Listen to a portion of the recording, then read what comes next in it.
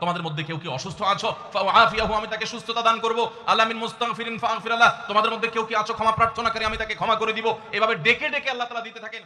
24 ঘন্টার ভিতরে দোয়া কবুলের সবচেয়ে আদর্শ সময়, যে সময়ের দোয়া কবুলের সম্ভাবনা সবচেয়ে বেশি, সেটা হলো ভোর রাতের সময়টা। আল্লাহ সুবহানাহু ওয়া তাআলা ডেকে ডেকে বান্দার ক্ষমা ঘোষণা করেন, বিপদ আপদ দূর করেন, অসুখ বিসুখ দূর করেন।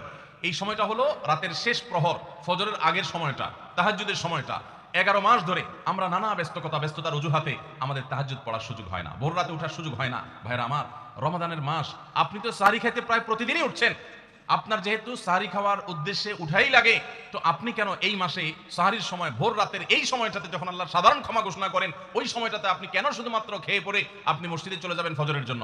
অবশ্যই আপনি সাহরি খেতে উঠলে 2-5 মিনিট সময় বের করে বিশেষভাবে আল্লাহর কাছে দোয়ায় মনোনিবেশ করবেন। আমাদের একটা বড় ভুল হলো সাহরির এই সময়টাকে দোয়ায় আমরা মনোনিবেশ করি না। সম্ভব হলে 2 রাকাত নামাজ পড়েন, 4 রাকাত নামাজ পড়েন। সেটা যদি না পারেন, তো সাহরির খানার শেষে অথবা আগে আপনি আপনার রুমে গিয়ে লাইট বন্ধ করে নিরিবিলি জায়গা একটু আল্লাহর কাছে হাত তুলে একটু চোখের পানি ফেলে চান, দোয়া করেন। দোয়ার এই সুযোগটা 11 মাস আপনি পান না, রমজান মাসে সাহরির উসিলায় পেয়েছেন, তো আপনি সেই সুযোগটা কেন হাতছাড়া করবেন? আমি বিনয়ের সাথে বলতে চাই, একজন মানুষের যেন আমরা এই সুযোগটা হাতছাড়া না করি।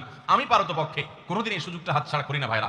যেদিন কিছুই করতে পারি না, ওইরকম দোয়া করার সময় হয়তো নাই, কোনো কারণে দেরি হয়ে গেছে উঠতে উঠতে, ওই দিন খাইতে খাইতে মনে মনে দোয়া করার চেষ্টা করি, প্লেটটা ধুইতে ধুইতে দোয়া করার চেষ্টা করি। কারণ মুয়াজ্জিন ফজরের আজান যখন দেন, ওয়াক্ত যখন হয়, তার আগ মুহূর্ত পর্যন্ত আল্লাহ তাআলা দুনিয়ার আসমানে এসে তারপরে বান্দাকে ডেকে ডেকে বলেন, আল্লাহ মিন মুবতালান, তোমাদের মধ্যে কেউ কি অসুস্থ আছো ফাআফিয়াহু, আমি তাকে সুস্থতা দান করব। আল্লাহ মিন মুস্তাগফিরিন ফাগফির লাহ, তোমাদের মধ্যে কেউ কি আছো ক্ষমা প্রার্থনাকারী, আমি তাকে ক্ষমা করে দিব। এভাবে ডেকে ডেকে আল্লাহ তাআলা দিতে থাকেন।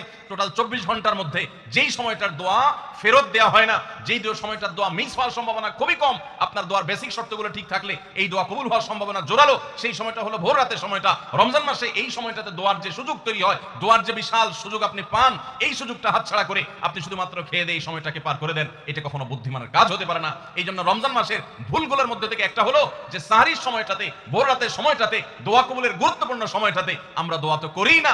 অনেকে ওই সময় আজকাল সাহরি পার্টি বের করেছেন, তামাশা বের করেছেন, অনেকে টেলিভিশনের প্রোগ্রাম দেখেন, কোন চ্যানেলে সাহরির সময়ের কোন প্রোগ্রাম আমরাও মাঝে মধ্যে এগুলো আগে রেকর্ড করা থাকে। সাহরির সময় আমরা টেলিভিশনে প্রোগ্রাম করতে চাই না, আগে রেকর্ড করা থাকে, সেগুলো চলে। এগুলো হলো তাদের জন্য যারা টেলিভিশনে হারাম জিনিস দেখবে, ওই টাইমটাতে সে যেন হারাম জিনিস না দেখে ভালো কিছু দেখে।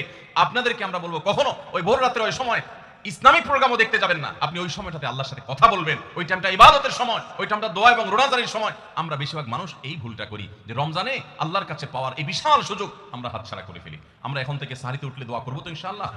আল্লাহ আমাদের সবাইকে তৌফিক দান করুন।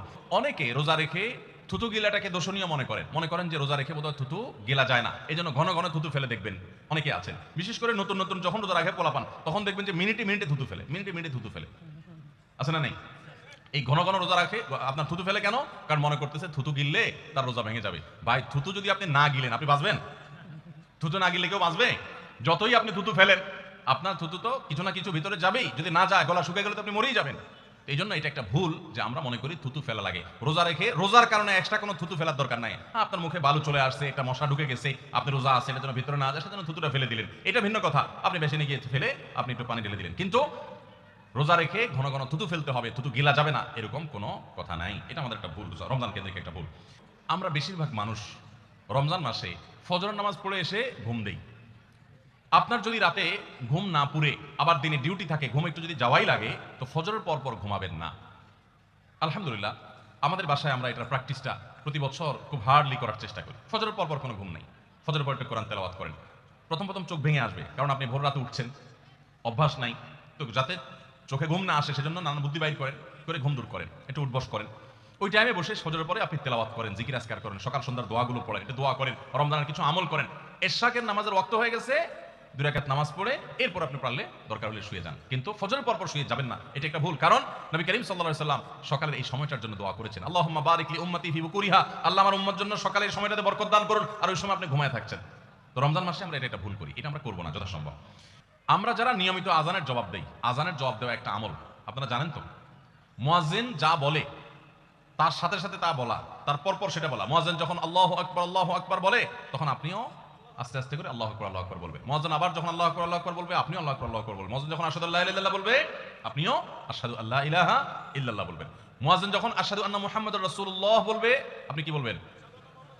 আশহাদু আন্না মুহাম্মাদুর রাসূলুল্লাহ বলবেন। অনেকে সাল্লাল্লাহু আলাইহি সাল্লাম পড়ে, সাল্লাল্লাহু আলাইহি সাল্লাম পড়বেন হলো আযানের শেষে, কিন্তু আযান চলাকালীন আশহাদু আন্না মুহাম্মাদুর রাসূলুল্লাহ বলবেন। সহিহ মুসলিমের আযানের জবাব দেওয়ার অধ্যায়ে পরিষ্কারভাবে নবী সাল্লাল্লাহু আলাইহি ওয়াসাল্লাম শিক্ষা দিয়েছেন। ইমাম মুয়াজ্জিন যখন বলবে ইযা ক্বালা আশহাদু আন্না মুহাম্মাদুর রাসূলুল্লাহ ফাকুলু আশহাদু আন্না মুহাম্মাদুর রাসূলুল্লাহ, তখন আমরা আশহাদু আন্না মুহাম্মাদুর রাসূলুল্লাহ বলবো। এরপর হাইয়া আলাস সালাহ হাইয়া আল ফালাহ যখন বলবে তখন লা হাওলা ওয়ালা কুওয়াতা ইল্লা বিল্লাহ বলবো।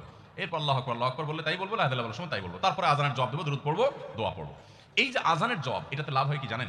মুয়াজ্জিন আযান দিয়ে যে সওয়াব পায়, আযানের যারা মুখে জবাব দেয় মুয়াজ্জিনের সাথে সাথে বলে, তাদেরকে আল্লাহ তাআলা সমপরিমাণ সওয়াব দান করে। আর মুয়াজ্জিন কি পরিমাণ সওয়াব পায় সেটা কি জানেন? কোন মুয়াজ্জিন যদি আল্লাহকে খুশি করার জন্য আযান দেয়, দুনিয়ার উদ্দেশ্য তার কাছে না থাকে, বরং আল্লাহকে খুশি করাটাই তার উদ্দেশ্য থাকে, তাহলে এই মুয়াজ্জিনের ফজিলত হলো ওই মুয়াজ্জিনের আযান শুনে যত মানুষ মসজিদে আসবে, ওই ওয়াক্ত নামাজে যত মানুষ শামিল হবে, সবাই যে পরিমাণ সওয়াব পাবে, যার যার অ্যাকাউন্টে যাবে, বোনাস হিসাবে সবার সমপরিমাণ সওয়াব মুয়াজ্জিনকে দেওয়া হবে। আর আপনি মুয়াজ্জিনি না করে শুধু আযানের জবাব দিলেও সেই মর্যাদা বোনাস হিসেবে আল্লাহ তাআলা আপনাকে দান করবেন। এই হাদিসের ফজিলত একবার আরো 10-12-13 বছর আগে কোন এক জায়গায় আমি বলেছিলাম, সৌদি আরবে থাকতে। তখন এক ভদ্র মহিলা আমাকে বললেন, হুজুর এই হাদিসটা আপনার কাছ থেকে শেখার পর, জানার পর থেকে আমি মক্কা শরীফের লাইভ আজান নিয়মিত ওই টাইমে, আমি রেডিও টেডিও শুনি না, মোবাইলে বিভিন্নভাবে লাইভ আজানটা আমি শোনার চেষ্টা করি এবং ওই মুয়াজ্জিনের সাথে সাথে জবাব দেওয়ার চেষ্টা করি। কারণ আমার যখন এটা জানা হলো যে মুয়াজ্জিন যত পরিমাণ সওয়াব পাবে তত পরিমাণ সওয়াব পাওয়া যাবে, তো মক্কার মুয়াজ্জিন সাহেবের আজান শুনে যত মানুষ প্রতি ওয়াক্তে নামাজ পড়ে, এত বেশি নামাজ তো দুনিয়ার অন্য কোনো মসজিদে প্রত্যেক ওয়াক্তে পড়ে না। সো আমি লক্ষ লক্ষ মানুষের নামাজ পড়ার সমপরিমাণ সওয়াব মুয়াজ্জিনের পরিমাণ পেতে চাই, সেজন্য মক্কার লাইভ আজানটা আমি ফলো করি। আমি অবাক হয়ে গেলাম, মানুষ আল্লাহর সন্তুষ্টির জন্য কত ভাবে চেষ্টা করে, অথচ আমরা হেলায় হারিয়ে ফেলি। আপনার মহল্লার যে আজানটা সবার আগে আপনার কানে আসে, আপনার মহল্লার আজান, ওটা জবাব আপনি দিবেন, এরপর বাকিগুলো আপনি দিতে পারলে দিবেন, না দিতে পারলে না। এই যে আজানের জবাব, এই আজানের জবাবটা আমরা অনেকে 12 মাসে একটু আধটু দেওয়ার চেষ্টা করলেও রমজান মাসে মাগরিবের নামাজের আজান, এটার জবাব নিয়মিত আজানের জবাবকারীরাও দেয় খুব কম। এটা রমজানের একটা ভুল। কেন দেয় না? কারণ সেই আসরের পর থেকে নিয়ে 10-12 পদ, 13 পদ, 14 পদ ইফতার সামনে নিয়ে বসে যে দাঁত কচকচ কচকচ করতেছিল, হাতগুলো শুধুমাত্র আকুপাকু করতেছিল যে কখন আপনার বেগুনি ধরবে, কখন পেঁয়াজ ধরবে, কখন বুটমুড়িতে হাত দিবে। যখন আকুপাকু করতেছিল, সূর্য ডুবছে, মুয়াজ্জিন সাহেব আল্লাহু আকবার হাঁকা শুরু হয়েছে, আর হুমড়ি খেয়ে অমনে ঝাঁপায়া পড়ছে, খাইতে খাইতে কখন আযান শেষ হয়ে গেছে টেরও পায়নি। ঠিক না বেঠিক? আপনি খান, ওয়াক্ত হয়ে গেছে, সাথে সাথে আপনি খেলেন, আজান শুনলেন, সাথে সাথে আপনি খেলেন, ভালো কথা। একটু মুখে দিয়ে খেতে খেতে খাওয়ার ফাঁকে ফাঁকে মুয়াজ্জিনের আজানের জবাবটা দিয়ে ফেলেন। কিন্তু ম্যাক্সিমাম মানুষ আমরা এই ভুলটা করি। আমি খেয়াল করে দেখেছি, যারা নিয়মিত আজান দেয়, তারাও আজানের জবাব দেয়, তারাও দেখেছি এটা করে না, অর্থাৎ ভুল হয়ে যায়। তাহলে আমরা লক্ষ্য করবো তো ইনশাআল্লাহ, মাগরিবের সময় ইফতারের ফাঁকে ফাঁকে আমরা আজানের জবাব দিয়ে দিব।